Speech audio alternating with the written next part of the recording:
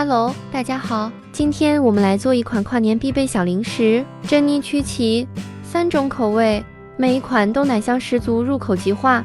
上面的配方不要忘记截图收藏哦。准备150克黄油，黄油是这种室温软化的状态。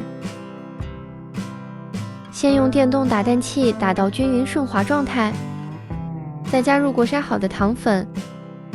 先用橡皮刮刀搅拌均匀，然后再继续用电动打蛋器打至这种蓬松发白的状态。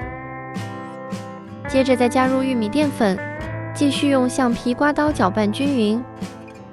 最后再加入低粉、高粉和奶粉，然后呢，再继续用橡皮刮刀搅拌均匀。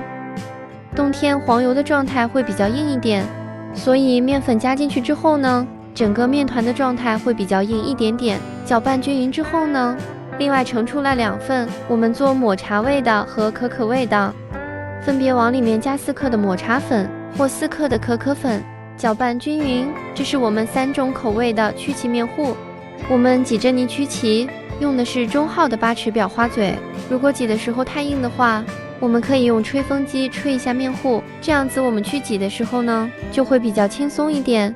挤好之后放到烤箱，上下火140度烤35分钟左右。烤好之后取出放凉，密封保存，可以保存1个月。这样我们的珍妮曲奇就做好了，满满的奶香味，入口即化。学会了记得动手试试哦。新年快到了，可以做一点送给自己的家人和朋友们。